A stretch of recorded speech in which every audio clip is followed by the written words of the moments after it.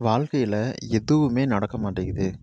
வாழ்க்கையே முன்னேறாம அப்படியே இருக்கு அப்படின்னு நினைக்கிறீங்களா? நம்ம என்னதான் முயற்சி பண்ணாலும் நம்மளோட நிலைமை மாறவே மாட்டேங்குது. நாம் இன்னும் ஒரே இடத்துல தான் இருக்கோம். எந்த ஒரு முன்னேற்றமுமே இல்லை அப்படின்னு நினைக்கிறீங்களா? அப்படின்னா இந்த வீடியோ உங்களுக்கு தான். ஸோ வாழ்க்கை அப்படிங்கும்போது பொதுவாக எல்லாரும் என்ன சொல்லுவாங்க?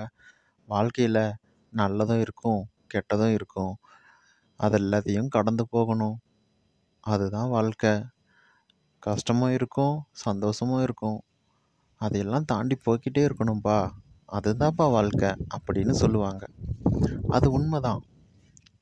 நம்ம வாழ்க்கையில் சந்தோஷம் மட்டுமே இருந்தால் போர் அடிச்சிடாது. கஷ்டம் மட்டுமே பட்டுட்டு இருந்தா நமக்கு வாழணுமா வாழ வேணாமா அப்படின்னு தோணும். அதுவும் போர் அடிக்கும். ஸோ கஷ்டமும் இருக்கணும், சந்தோஷமும் இருக்கணும். அதாவது கசப்பும் இருக்கணும், இனிப்பும் இருக்கணும். கசப்பு இருந்தால் தான் இனிப்போட அருமை தெரியும். இனிப்பு இல்லைனா தான் இனிப்பு மட்டுமே வாழ்க்கையில் இருந்தால் வாழ்க்கை திகட்டிராதா? அந்த மாதிரி தான் சந்தோஷத்தினாலேயே வாழ்க்கை நிறைஞ்சிருந்தா நாம் எதில் ஜெயிக்கிறோம், நம்மளோட திறமை என்ன அப்படின்னு எதுவுமே தெரியாமல் இருக்கும். இது ஏன் நம்ம சொல்கிறோம்? வாழ்க்கையில் நாம் எதிர்பார்க்குற விஷயங்கள் நடக்கணும். அப்போ தான் நம்ம வாழ்க்கை சந்தோஷமாக இருக்கும். வாழ்க்கை அப்படிங்கிறோம்.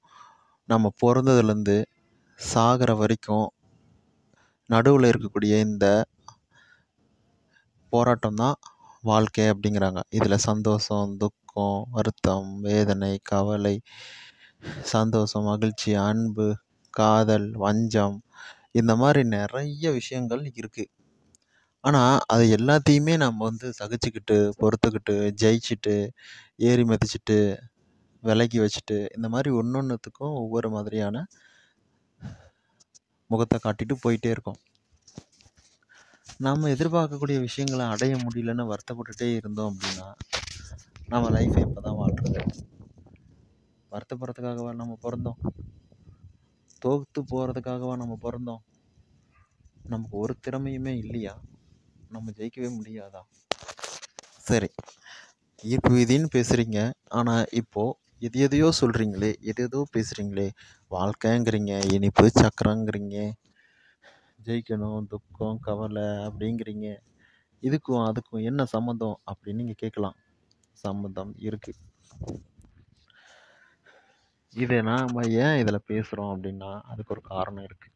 அதுக்கு முன்னாடி நம்ம சேனலில் நிறைய பேர் பார்க்குறீங்க, சப்ஸ்கிரைப் பண்ணாமல் பார்த்துட்ருக்கீங்க. ஸோ சப்ஸ்கிரைப் பண்ணிவிட்டு பெல் ஐக்கானை கிளிக் பண்ணிக்கோங்க. உங்களுக்கு ஏதாவது டவுட் இருந்ததுன்னா நீங்கள் கமெண்டில் கேட்கலாம். அது மட்டும் இல்லாமல் என்னோடய வாட்ஸ்அப் நம்பர் டிஸ்கிரிப்ஷனில் இருக்குது. உங்களுக்கு சக்ஸஸ் ஸ்டோரிஸ் இருந்தது அப்படின்னா நீங்கள் அதில் ஒரே ஆடியோ ஃபார்மேட்டில் ரெக்கார்ட் பண்ணி சென்ட் பண்ணுங்கள். நம்ம சேனலில் போடலாம் உங்கள் பர்மிஷனோட. வீடியோ பிடிச்சதுனால லைக் பண்ணுங்கள், மற்றவங்களுக்கு ஷேர் பண்ணுங்கள். ஓகே, உங்களோட கவலை இதுக்கும் ஈர்ப்பு விதிக்கும் என்ன சம்மந்தம் இருக்குது? இப்போது நம்ம எவ்வளோ விஷயத்த ட்ரை பண்ணுறோம்.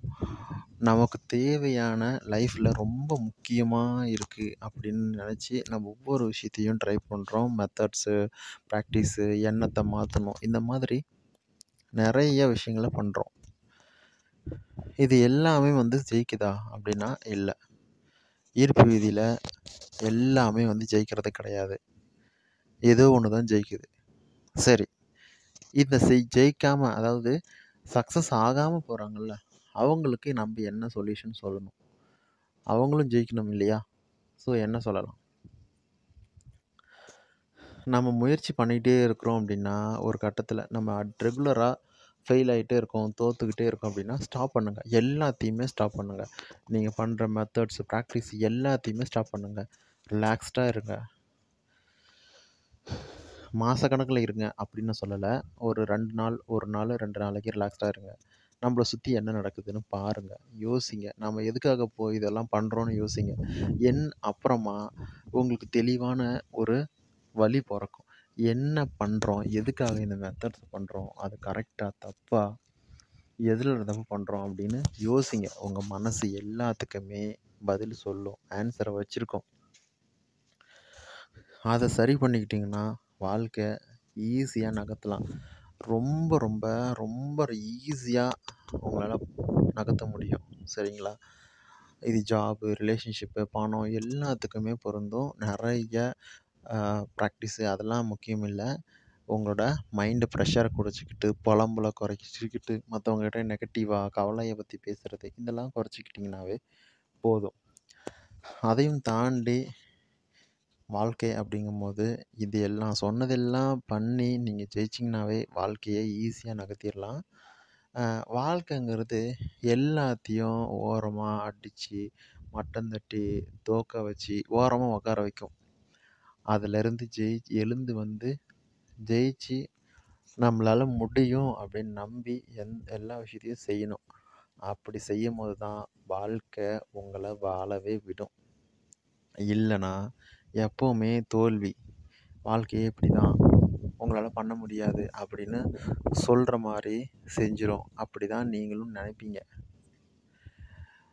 நீங்கள் உங்களை அடித்து ஓரமாக உட்கார வைக்கும். அதிலிருந்து எந்திரிச்சு வர்றது தான் உங்களோட திறமை. இது ரொம்ப பெரிய விஷயம்லாம் இல்லைங்க. ரொம்ப சிம்பிள் தாங்க. ஜஸ்ட்டு ஒரே ஒரு எண்ணத்தை மட்டும் மாற்றிக்கோங்க. நான் இன்னொரு விஷயத்த சொல்கிறேன், மனசில் வச்சுக்கோங்க. என்ன எண்ணத்தை மாற்றணும் அப்படின்னா, நம்மளால் முடியும். நம்ம எவ்வளவோ பண்ணியிருக்கோம். நிறைய விஷயத்த ஜெயிச்சிருக்கோம். இதுவும் பண்ண முடியும் அப்படின்னு நம்புங்க. எதை மாற்றிக்கணும் அப்படின்னா, அவநம்பிக்கையை மாற்றுங்க. உங்களால் முடியும் அப்படிங்கிற நம்பிக்கையை வைங்க. எதுவாக வேணாலும் இருக்கட்டும். இது ஜஸ்ட் ஒரு மோட்டிவேஷன் வீடியோ கிடையாது. ஈர்ப்பு விதியில் நீங்கள் எல்லா மெத்தடுமே ட்ரை பண்ணியிருந்தாலும், வாழ்க்கையில் ஜெயிக்கவே முடியல அப்படின்னு நினச்சிருந்தாலும், இனிமேல் முழிச்சுக்கோங்க. தைரியமாக இருங்க. ஸோ ரிலாக்ஸ்டாக இருங்க. உங்களால் முடியும். எல்லாத்தையும் செய்ய முடியும். நம்புங்க. ப்ராக்டிஸ் அப்படிங்கிற ஒரு விஷயத்த பண்ணால் மட்டும்தான் ஈர்ப்பு விதி ஒர்க் ஆகுதுன்னு கிடையாது. நீங்கள் ஒரு வேலையே செஞ்சிட்ருக்கும்போது கூட, நீங்கள் உங்களுக்கு ஒரு தொழிலே நீங்கள் பண்ணுறீங்க. வேற இடத்துல போய் வேலை செய்கிறீங்க. அந்த டைமில் கூட ஒரே ஒரு டைமு நீங்கள் பாசிட்டிவாக நினச்சிங்கன்னா போதும். பலமுறை மெத்தடை ட்ரை பண்ணுற அளவுக்கான பவர் உங்கள்கிட்ட வரும். ஆனால் அது பாசிட்டிவாக திங்க் பண்ணணும். சரியா? அந்த அளவுக்கு போகணும் அப்படின்னா, நீங்கள் எந்த அளவுக்கு உங்கள் மனசை பக்குவப்படுத்தியிருக்கணும் அப்படின்னு பாருங்கள். ஒரு ஞானி மாதிரி, தவம் இருக்கக்கூடிய முனிவர் மாதிரி, மைண்டை டைவர்ட் பண்ண முடியாத, மைண்ட் டைவர்ட் ஆகாத முனிவர் தவம் இருக்காங்கல்ல, அந்த மாதிரி தியானம் பண்ணுற மாதிரி, இந்த மாதிரி மைண்டை வச்சுக்கணும். இது பெரிய ஒரு விஷயம்லாம் கிடையாது. ரொம்ப சின்ன விஷயந்தான். நீங்கள் உங்களுக்கு தேவையான விஷயத்தில் ஃபோக்கஸ்டாக இருந்தாவே போதும். நான் சொன்ன மாதிரி எல்லாமே மனசு பக்குவமாக இருக்கும். இந்த வீடியோ உங்களுக்கு பிடிச்சிருக்கும் அப்படின்னு நம்புகிறேன். இன்னொரு நல்ல வீடியோவில் சந்திக்கிறேன்.